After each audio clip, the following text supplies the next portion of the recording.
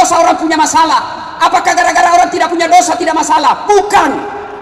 Kalau gara-gara dosa orang tidak punya masalah, gara-gara dosa orang punya masalah, maka demi Allah mestinya para nabi dan rasul tidak ada masalahnya.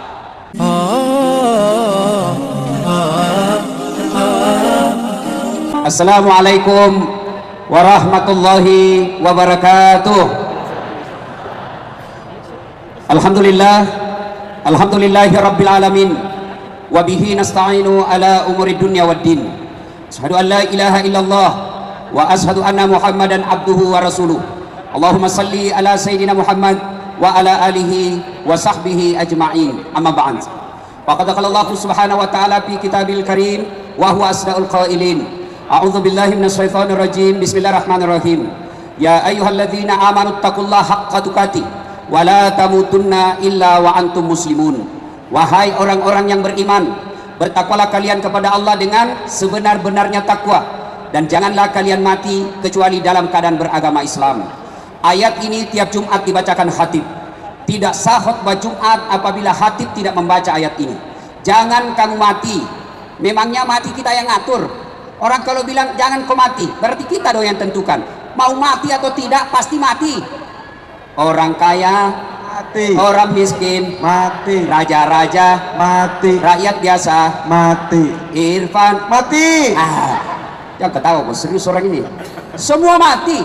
Berarti yang jadi persoalan bukan matinya, yang jadi persoalan ayat berikutnya, wala tamutunna illa wa antum muslimun, kecuali dalam keadaan beragama Islam. Ini berarti ada orang Islam agamanya tapi matinya kafir. Siapa mereka? Contoh, jangan marah. Lem pox campur lem Korea. Tidak mau terbuka mulutmu itu bos. Ngelem. Tiba-tiba mabuk setengah, diambil motornya. Bayangkan kalau orang mabuk setengah naik motor, tiang listrik dikira aspal. Bang, mati kafir. Kenapa? Lagi mabuk. Apa lagi? Contoh aja nih, jangan marah. Contoh, mana Ustaz? 17 April yang lalu mereka yang menerima serangan fajar, mereka yang menerima duit-duit politik, matimu bisa mati dalam keadaan kafir. Kenapa? Ada barang haram di dalamnya. Makanya tiap Jumat diingatkan oleh Allah, jangan kamu mati kecuali dalam keadaan beragama Islam. Wa qala idzan, Allah kemudian berfirman, Bismillahirrahmanirrahim, ya ayyuhalladzina amanu dukhulu fis silmi kaffatan wa la tattabi'u khutuwatis syaitan innahu lakum aduwwum mubin. Wahai orang-orang yang beriman, masuklah engkau ke dalam Islam secara sempurna, dan janganlah engkau ikuti langkah-langkah setan, karena sesungguhnya setan itu musuh yang nyata bagi kalian. Ada enggak setan di tengah-tengah kita? Ada enggak setan di tengah-tengah kita? Ada, bukan pocong, bukan uka-uka. Tapi apa setan yang ada di tengah-tengah kita? Bentuknya handphone. Apa? Handphone. Orang sudah ceramah masih menggesek. Setan itu HP-mu bos. Simpan dulu, tidak enak rasanya kita ceramah kok begini-begini. Kok tidak perhatikan kita? Simpan dulu itu HP-mu bos.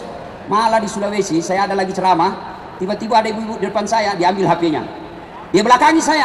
Dalam hatiku, barusannya ada orang saya ceramah di belakangi kak. Diambil HP-nya. Selfie. Astagfirullah. Dia jadi, lalu dia tulis di Facebooknya, latar belakang das atlatif. Saya bilang, kok kira saya background? Selesai saya ceramah, ini bu, kira-kira umurnya 55 tahun. Langsung dia bilang, Ustaz, boleh selfie? Boleh bu, karena jangan takut nanti kita dibilang Ustaz sombong. Boleh, padahal saya tidak suka sekali orang capek disuruh senyum. Selfie dulu Ustaz, selfie lah saya. Selesai selfie langsung dia bilang, Ustaz, boleh cium? Apa mau cium saya? Haram. Dia bilang, tidak nafsu Ustaz, biar tidak nafsu, haram. Mau kasih mangamu istriku di rumah. Coba kau masih muda.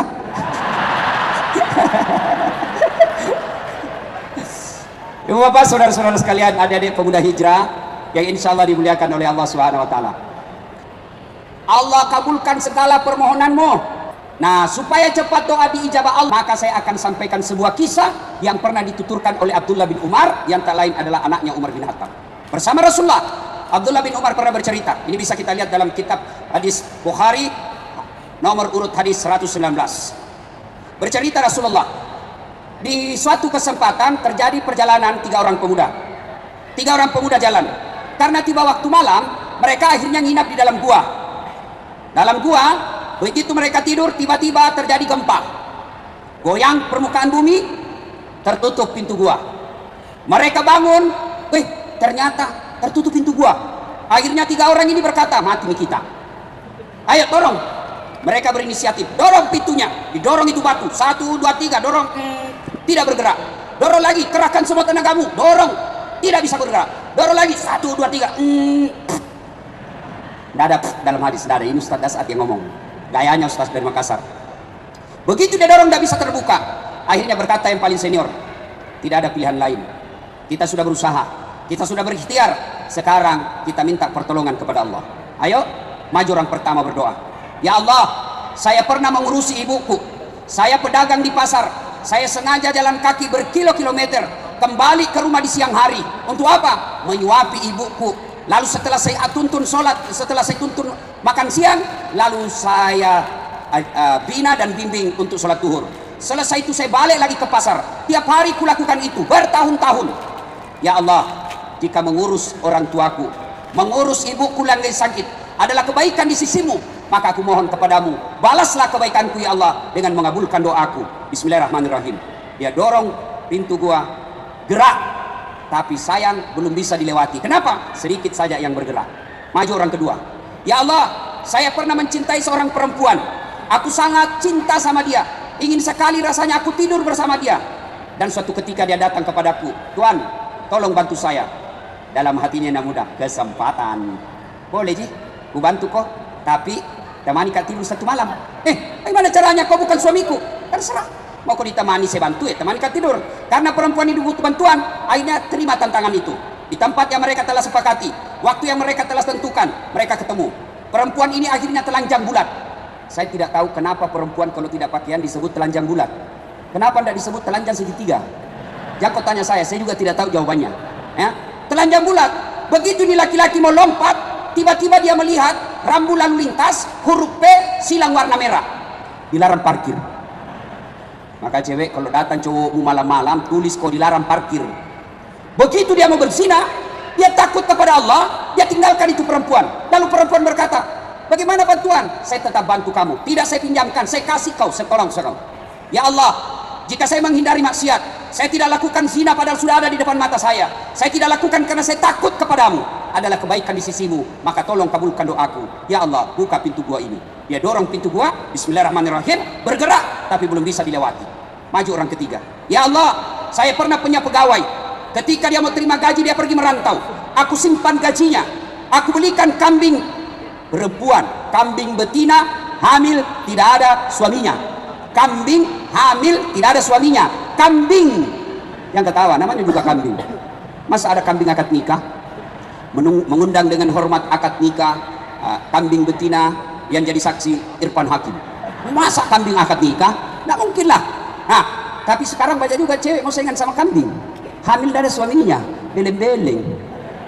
Nah, dia nikah. Ya Allah, aku belikan 1 ekor kambing, beranak pinak, jadi ratusan ekor.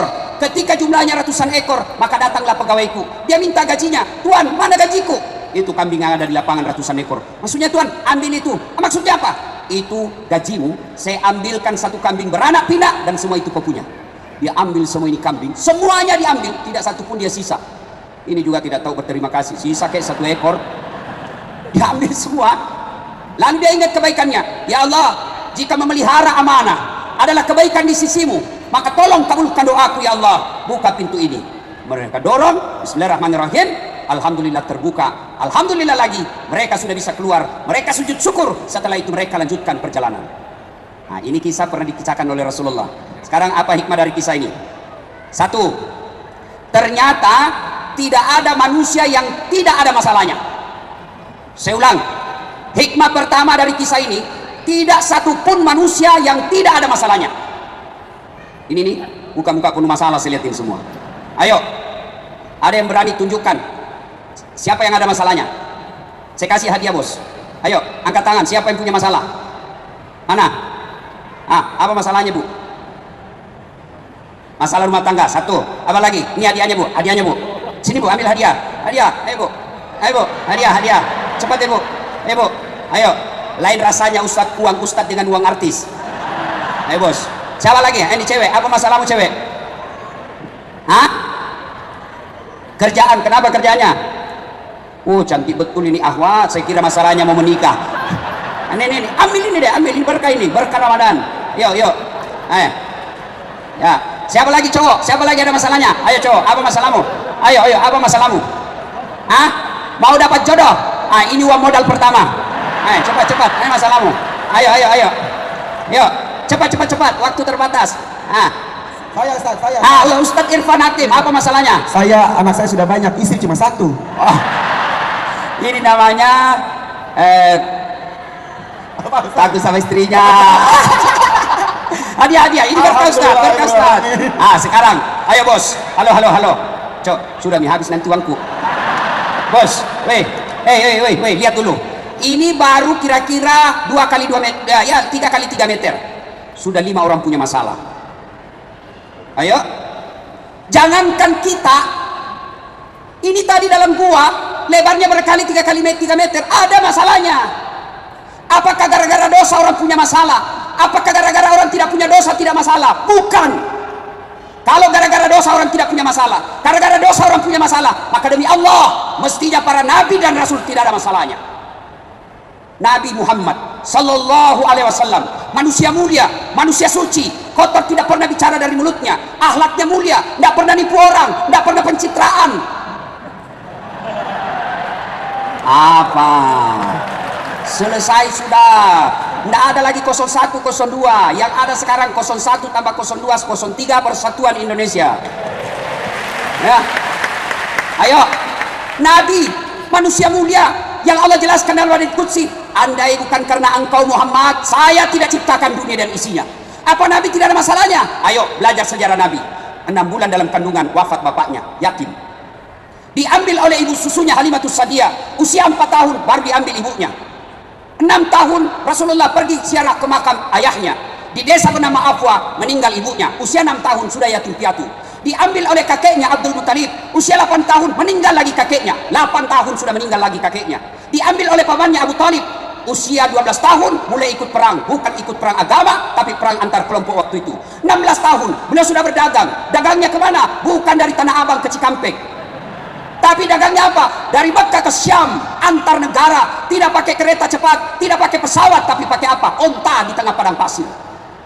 Selesai menikah, apa selesai masalahnya? Masalah demi masalah makin datang. Apa? Anak-anak beliau masih belita, masih kecil-kecil anak lelakinya, dilihat di depan matanya, wafat anak-anaknya.